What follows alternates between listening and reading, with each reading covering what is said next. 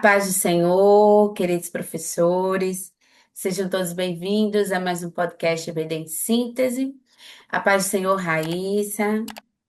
A paz do Senhor, a paz do Senhor, professora Manuela, e a todos os que nos acompanham nesse podcast.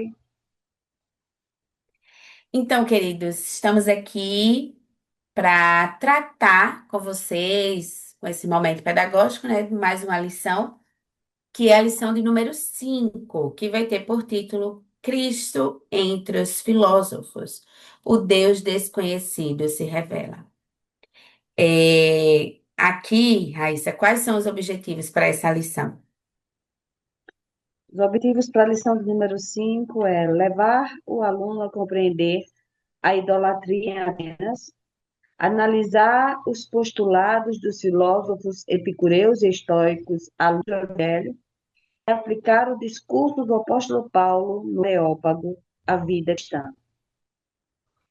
Então, é interessante, né, essa lição, porque a palavra-chave dela, na verdade, é evangelho, que não deixa de ser, mas eu acho que o paralelo a isso, né, seria justamente a idolatria, né? Um dos pontos a se tratar aqui. Até quando ele diz assim, ó, levar o aluno a compreender a idolatria em Atenas, né? Então, qual era, né, o contexto que estava ali naquela época? E aí, como pergunta, né, inicial, até para começar, né, ali a conversa, tudo, né? Então, imagine, né, se Paulo, gente, imagine Paulo, né? Aqui, ali, no meio da gente, aqui nessa terra, nesse mundo, né? Imagine se ele andasse pelas ruas da nossa cidade, né? Ou da sua cidade, do seu município, né? Pelas ruas ali do bairro da sua igreja, né? Assim como ele andou em Atenas. Então, que altares ou ídolos ele veria dominando o coração e o tempo das pessoas, né? Então, para iniciar esse contexto, até após ali a leitura bíblica, né, que ela já traz mais ou menos esse cenário.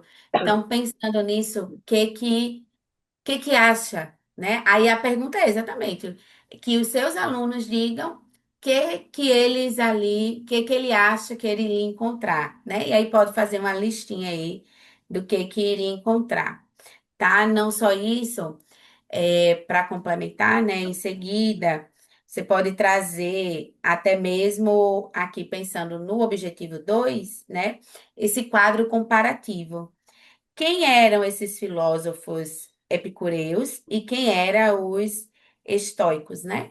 Então, quem eram eles? Quais eram as características, né? O que que tinha? Esse quadro comparativo, ele é importante porque permite, né, que a gente identifique mais na nossa vida diária, né, na nossa vida prática, o hedonismo, né, e ali é, a viver, né, de acordo com dessa forma, né, de acordo com o hedonismo, e aí você pode estar retomando, né, se me faz bem, então eu vou fazer, né, e essa entrada em si mesmo, assim como também o estoicos, né, que vai trazer esse relativismo, essa autossuficiência, né, então aqui algumas características, mas claro, em um estudo mais aprofundado, né, você pode trazer mais elementos. Não só isso, né, aqui acho que principalmente para a classe de adultos, né, uma classe de obreiros no sentido, né, de homens, uma classe de obreiros é interessante porque, a depender, né, pode ser que haja um contexto, traga, né, esses conceitos de forma mais teológica, né, e aí consiga sistematizar melhor. E isso é interessante porque é um adendo ali para a lição, né? A lição ela traz rapidamente alguns pontos, e aí esses alunos é possibilitado essa interação, essa relação e traz mais esse envolvimento, tá? Então, essas são algumas sugestões. Raíssa, suas sugestões para a aula de Mara- hoje. Maravilhosas as suas sugestões, Manu. Também poderíamos começar o início da aula apresentando, se você tiver acesso e essa possibilidade na sua congregação, mostrando as fotos de ruínas. Às vezes você pode encontrar um próprio vídeo no YouTube e você seleciona ali um take, né? Uma partezinha, um trecho que mostra essas ruínas, para que a classe entenda ali o local que Paulo estava, onde ele estava levando esta mensagem. Eu acho que seria uma forma bem interessante de prender ali a atenção da classe durante a introdução. Também você pode frisar essa abordagem respeitosa, né, que Paulo teve ali no começo. Ele não ofende os filósofos, mas ele observa o ambiente com atenção e oriente os seus alunos para que também demonstrem paciência ao tirar dúvidas de descrentes. Há um tempo atrás, não que eu seja tão velha assim, meu Deus, tá, eu sou, não tem problema. Mas eu me recordo que há um tempo atrás eu tenho um temperamento um pouco colérico e eu lembro que às vezes eu queria, se eu entrasse em um embate com uma pessoa, parece que eu transformava aquela pessoa num inimigo. E, na verdade, ela não é um inimigo, ela precisa de salvação. Então, nós precisamos ter esse olhar, né, mais cuidadoso que Paulo teve ali, essa paciência ao tirar dúvidas, até mesmo em sofrer afrontas e perseguição, e você ainda assim olhar para o outro com um olhar de misericórdia. A maturidade vai chegando também com a idade, às vezes não, mas em alguns casos sim, e aí a gente compreende que nós não estamos ali para literalmente ganhar uma batalha ou ganhar uma competição, mas levar o amor de Cristo para aquela pessoa, revelar Jesus, né? Por meio das suas palavras ali, segundo a vontade do Espírito Santo, trabalhando no coração de cada um daqueles que vão receber. Então, você pode frisar isso com os seus alunos, para eles terem essa paciência ao tirar dúvidas de descrentes. E também você pode iniciar a sua aula com uma pergunta-chave: como anunciar Cristo em uma sociedade cheia de ideias, filosofias e opiniões diferentes? Basicamente, aquilo que você falou, né, Manu? Como deveríamos, como conseguimos hoje anunciar o Evangelho? Como anunciar Cristo em meio de uma sociedade tão cheia de altares, né? Que nós vamos ver durante a lição. Cada um com o seu altar, e quando nós olhamos, estamos no meio de um contexto tão parecido com aquele que Paulo se encontrava ali em Atenas. E você pode também, no o ponto 1 da sua lição, falar sobre justamente esse ambiente cultural. Então, você pode fazer um contraponto, na verdade, você pode fazer um quadro explicativo, ou usando o próprio quadro branco da sua sala, ou no slide, e você colocar as diferenças principais entre os epicureus, entre os estoicos, que vai estar aí no versículo 18, da leitura bíblica em classe, de Atos 17, versículo 18, vai falar justamente que alguns dos filósofos, e cita esses dois grupos de filósofos, e aí você coloca o cristianismo, os epicureus e os estoicos, coloca o que cada um defendia, as diferenças entre eles, porque eu acho que vai ser interessante e vai agregar conhecimento para a sua sala. Estamos falando de um contexto que envolve intelectualidade. Bem, nem todos, né, conseguem ter essa habilidade. Eu gostaria de ser tão intelectual quanto alguns que eu admiro, mas me esforço para conseguir ser o melhor que eu consiga, né? E quando a gente está falando sobre intelectualidade, seria interessante você, dependendo de qual seja a sua sala, você forçar um pouquinho os seus alunos a terem esse interesse, sabe? De se aprofundar mais, de conseguir entrar num debate mais específico sobre isso e agregar mais ao reino do Senhor nesse aspecto de filósofos. E aí você vai ver que no contexto lá de Atenas, ela era considerada o berço da filosofia, né? Mas também uma cidade profundamente idólatra e cheia de vaidade intelectual. Você vai citando isso para os seus alunos e você vai frisar que Paulo não se isola.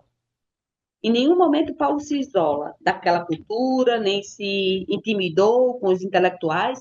Ele sente compaixão ele também se indigna, né, uma indignação santa, ao ver a cidade entregue à idolatria. E aí você vai simplesmente dizer o que é que o cristão precisa fazer hoje para ter esse mesmo olhar de Paulo diante das é, instituições que nós encontramos na nossa sociedade. Por exemplo, uma universidade. Qual o olhar que o cristão deve ter para uma universidade? Dizer que aquilo é do Satanás, do diabo. Eu não quero os meus filhos lá, né? Eu tenho um filho na UFRN, todo dia eu digo, guarda ele, Jesus. E ele vem me contar uns negócios, eu digo, meu filho, coisa pior você há de encontrar. Mas permaneça firme em Jesus. Os nossos filhos precisam estar neste meio, eles precisam testemunhar de Jesus também no meio daqueles que se acham ou se dizem intelectuais, porque nem todos são, né? Muitos têm só a questão do achismo, mas passam longe de realmente conhecerem o verdadeiro conhecimento, principalmente aquele que vem de Deus. Então, qual o nosso olhar? Você pode fazer esse contraponto na sua sala, fazer essa pergunta, você instigar a sua sala a participar. Como você age diante de algumas instituições? Por exemplo, uma universidade, diante de algumas instituições como instituições jurídicas, instituições religiosas que são diferentes da nossa, que a gente tem alguma divergência, como que agimos, como que o nosso olhar de cristão e como podemos atuar também nessas instituições. Então você vê ali que Paulo, ele não perde a oportunidade de ver aquilo como um campo missionário intelectual. Então, as oportunidades não eram deixadas de lado. Na lição 3, nós vimos que Paulo, quando chega lá em Filipos, ele prega, ele faz um culto ali, ele cultua a Deus juntamente com mulheres à margem de um rio. Então, você vê que para Paulo, essa questão de estar em um lugar mais cheio de gente ou mais pomposo, esse não era o ponto. Ele precisava e ele amava pregar a palavra de Deus. Então, você vê que ele vê aqui como um campo missionário. Veja bem. Fale sobre a estratégia de Paulo. Eu até dei um nome assim que chama-se o ponto de contato. Paulo pega durante toda aquela sua estadia ali e diante daquela situação que ele está vendo, ele pega algo que ele pode começar a introduzir o evangelho. Ele olha um altar ao Deus desconhecido e ele pega aquela situação para ser aquele ponto de contato que vai levá-lo a apresentar Jesus para aquele povo. Então você vê que ele não começa citando o Antigo Testamento, até porque os gregos não conheciam, mas ele parte justamente de um elemento da própria cultura deles. Ele diz assim: olha, aquele altar ali é o Deus desconhecido. E aí ele começa justamente em um ponto que as duas culturas conseguiam se compreender. Ele conseguia falar justamente onde o outro conseguia compreender. E aí ele fala que Deus é o Criador, que Deus é soberano, que Deus é pessoal, que é próximo. Então, ele fala um contexto que as pessoas conseguiam compreender. Você pode aplicar isso ao longo da semana na classe. Você pode dizer: veja bem, classe, o apóstolo Paulo nos ensinou a arte do ponto de contato, ou seja, você escuta, observa a cultura, encontra pontos de convergência moral e aí você usa isso como ponte para pregar a cruz de Cristo, para pregar o amor de Cristo. E aí você pode fazer um desafio da semana para sua sala, que é justamente fazer com que eles tragam à memória se existe ali naquele ciclo de convivência familiares, colegas de trabalho, de universidade, que parecem buscar a Deus de forma vaga ou que têm muitas dúvidas sobre a fé cristã. E você pode aproveitar essa oportunidade para captar essas pessoas para serem alunos de escola bíblica dominical. Se você tiver essa condição, né, de dialogar com eles sobre assuntos que talvez esteja no mesmo nível intelectual que ele, ótimo. Mas se não, você vai, em vez de você julgá-lo, aquela pessoa, meu Deus, não quer nada com Jesus, não quer nada com Deus. Você vai orar por ele, você vai procurar ouvir as indagações dele, você vai fazer um convite, você vai lançar um convite. Vamos à escola dominical, vai no domingo pela manhã, conversa com o seu pastor, pede auxílio. Na sua igreja certamente vai ter alguém, né, que tenha essa capacidade de conversar com ele e ele participar ali da nossa escola bíblica dominical. Poderíamos, Manuela, usar a nossa escola bíblica dominical como esse ponto de contato com essa Sim, sociedade, né? Porque às vezes a gente diz, vamos para o culto, a pessoa se assusta, mas vamos para ali para a escola dominical. Geralmente o intelectual diz, eu sou muito bom, eu vou lá porque ninguém vai conseguir me convencer. Esquece é eles, que o verdade. Espírito Santo de Deus é o melhor professor de todos. E muitos que diziam isso hoje estão ali pregando o evangelho. Então, você ore para que Deus dê sabedoria, né, aos seus alunos, que dê também discernimento para que aquela classe possa testemunhar de Cristo nos ambientes acadêmicos, profissionais e sociais. Então, eu acredito que eu encerro por aqui, Manu, com essa atividade da semana, tá bom? Imagina se o culto de Ok. domingo, de repente, fica lotado com alunos da EBD que estavam frequentando e ali essas pessoas aceitam a Cristo como seu Salvador, né? Isso.